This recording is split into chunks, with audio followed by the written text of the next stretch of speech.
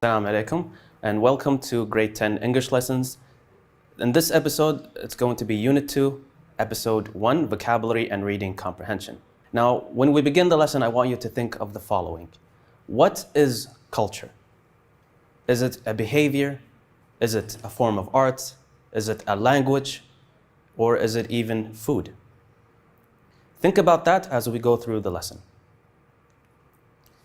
Culture is a form of attitudes, beliefs, customs, and values. Here we're going to learn about the United Nations and how important this organization is for peace among nations. Now open your books to page 19, your student's book, and have a look at the fact file and think about these questions. I'll give you a few seconds to go ahead to read through it. Now, what does the United Nations logo stand for? Do you know any information about the United Nations? And what is the main purpose of the United Nations? So on page 19 in the student's book, look at the article. You'll see the title is called Culture of Peace. Now, based on this title, what do you think the topic of this article is going to be about? What do you think are the main ideas involved based on this title? And what kind of information do you think will be included in this article? Now, let's go to the reading comprehension tips before we go ahead and tackle the reading comprehension. First, go through the questions first and then read the passage. Do not get stuck on particular words. If you do get stuck on a word, I recommend that you read the sentence again and again until you understand the context, which will help you guess the correct meaning of the word. Opening and closing paragraphs require extra focus.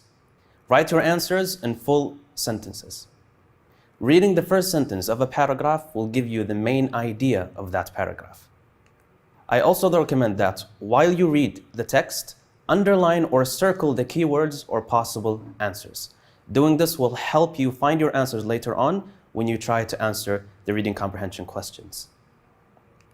Here is another tip when it comes to reading the text. You have two different methods of reading. The first one is called skimming, and the other one is called scanning. Now, what's the difference between both of them? Well, when it comes to skimming, you're reading the text quickly to get the general idea.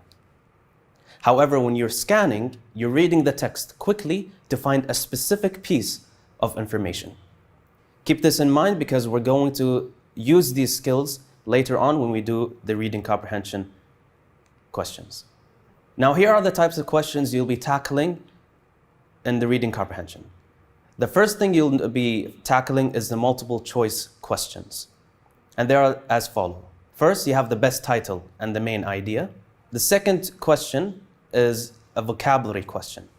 So you'll get to be asked about synonyms, the closest meaning to a certain word, antonyms, the opposite meaning to a word, or the definitions, the exact meaning of a certain word. The next multiple choice question will be word reference. I'll explain this right now. For example, you have this question. The underlined word they in paragraph X refers to. The fourth type of multiple choice question will be locating explicit information. For example, the answer is clearly mentioned in the text by searching for the correct keyword. Number 5, you have the negative factual information. You'll have 3 different types in this number 5 or this type of question. According to the passage, which of the following is not true?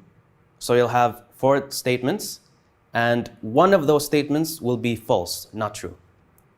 The next one is, all the following statements are true except. So you'll have 4 statements, and one of them is a false statement. And according to the passage, all the following statements are false except. So 4 statements and only 1 true statement. The last type of multiple choice question will be, what is the purpose of the writer, or what is the moral lesson behind the text? After you're done with the multiple choice questions, you'll face the productive question. This is a question and answer. First, you'll have the explicit question. That means that the answer is clearly mentioned inside the text. The next type is the implicit question. The answer is implied and not given explicitly in the text. That means that you'll understand the answer, however, you will not find it inside the text. Now we're done with the multiple choice questions, or the type of questions we'll see in reading comprehension.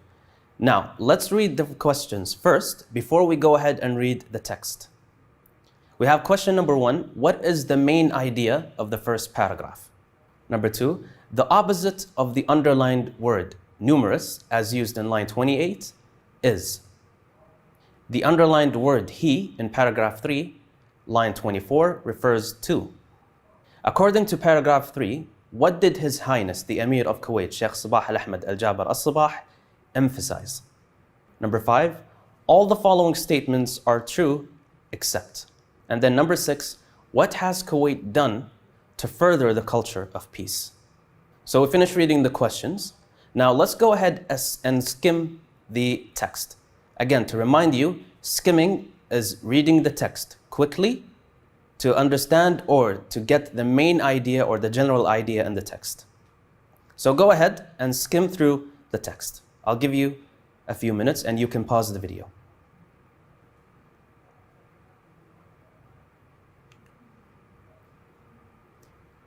Now that we're done reading, we have the first question to tackle here. What is the main idea of the first paragraph? To remind you, the main idea is more general, it's not a detail. So is the answer the UN General Assembly, world leaders meeting in New York, respecting different cultures, religions, and races, or sharing morals and values? So this is the first paragraph that is asking us to extract the main idea from. Skim through it. And I think you found the answer by now, right? So the answer is C, respecting different cultures, religions, and races. Excellent job. You've used the first skill in the reading comprehension, which is skimming. Let's go to the next question. The opposite of the underlined word numerous, as used in line 28, is.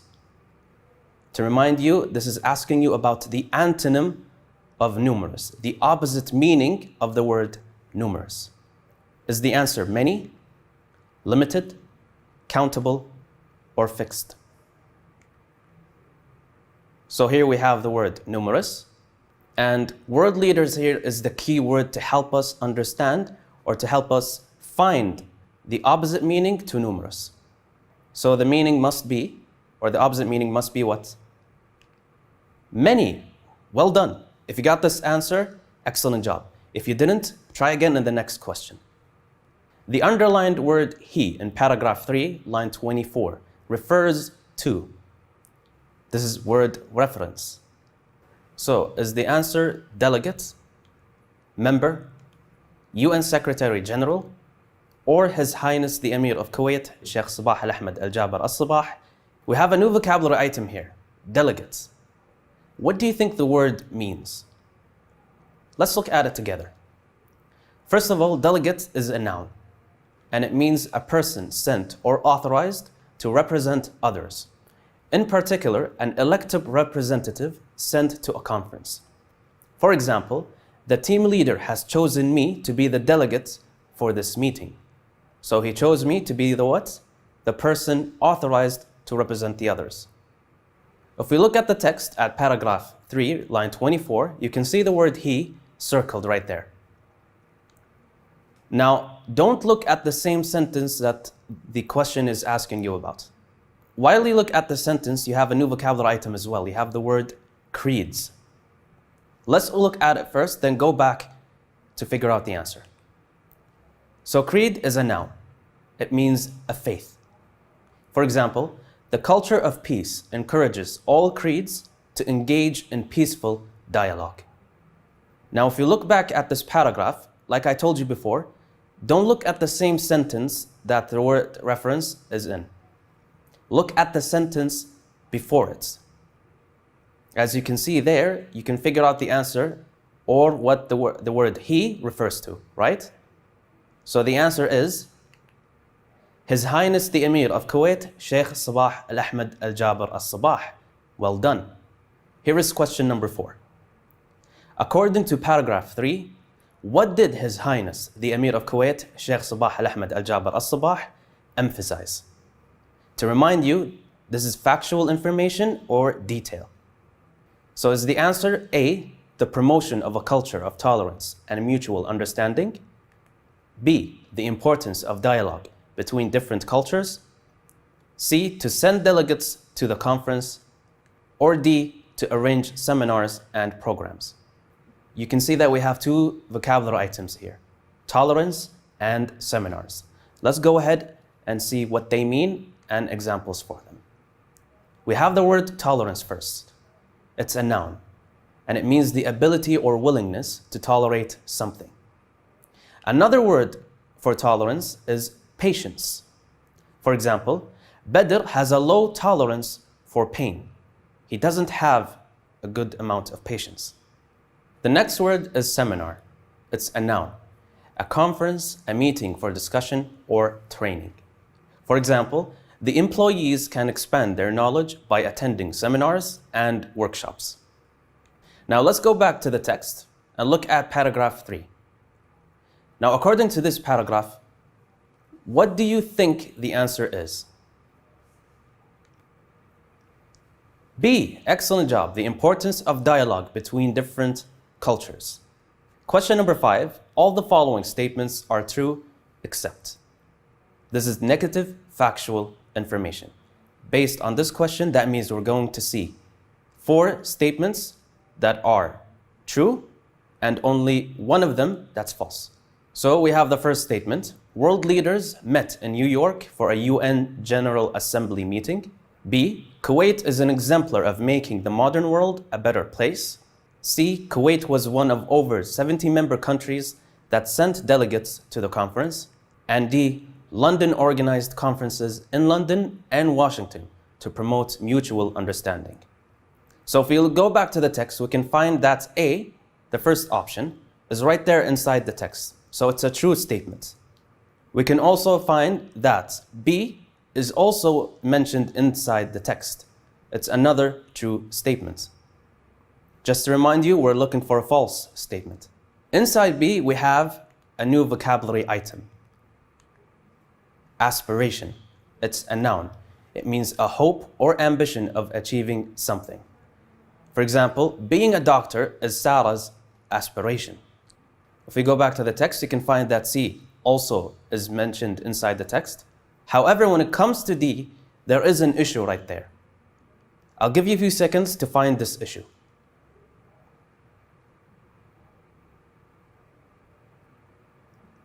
So the answer is D.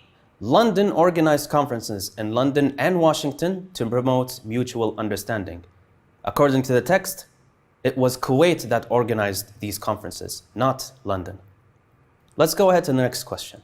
What has Kuwait done to further the culture of peace?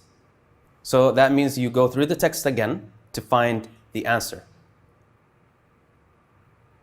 So the answer right there is explicit, right? It's inside the text. First, Kuwait has organized conferences in London and Washington to promote mutual understanding and respect.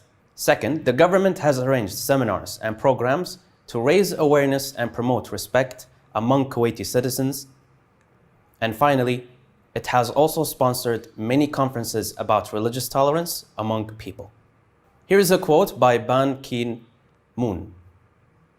One of the greatest challenges of our time must now surely be to ensure that our rich cultural diversity makes us more secure, not less. There is a new vocabulary item inside this quote. It's diversity. Diversity is a noun and it means a variety. The opposite of diversity is similarity. So here's the example. We decorated our classroom with a diversity of flowers, pictures, and leaves. A variety. The next word we have is surveys. This is another thing that people can do to promote the culture of peace. Why should you conduct a survey?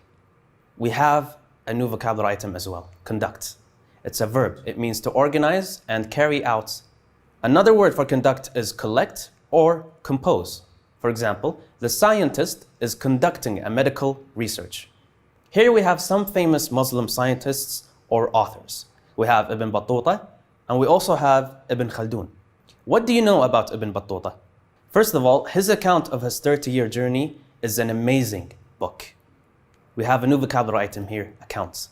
So here we have the word account, it's a noun, and it means a report or description of an event or experience. There are other words for account, for example, history and record. Here you can read the book review on page 23 in the student's book about Ibn Battuta.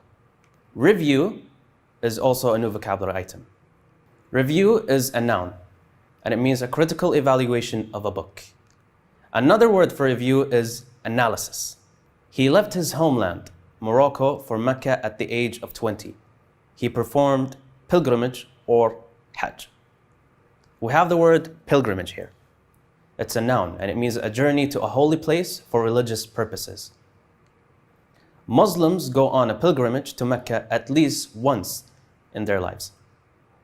Ibn Battuta traveled through 44 countries and covered about 75,000 miles. Covered is a verb. It means to travel to a particular distance. Another word for cover is pass over or cross. Now, what do you know about Ibn Khaldun? First of all, he was a high-ranking political figure. What do you think high-ranking means? Let's look at it together. High-ranking is an adjective. It's a great, greater than normal, in quantity, size, or intensity. And figure is a noun, a person of a particular kind, often important. Another word for figure is icon. Ibn Khaldun's book, The Muqaddimah, is groundbreaking. It discussed important theories which are still relevant today. We have the word groundbreaking and relevant. Groundbreaking is an adjective. It means innovative, involving new discoveries. The opposite of groundbreaking is useless or uncreative. When it comes to relevant, it's also an adjective, and it means closely connected or appropriate to the matter at hand. Another word for relevant is suitable or appropriate. For example, you must enclose all the relevant documents with your visa application. So in this episode, we extracted relevant information after reading a passage, multiple choice questions, productive questions. We've also used new vocabulary items in sentences. Thank you for watching, and I'll see you in the next episode.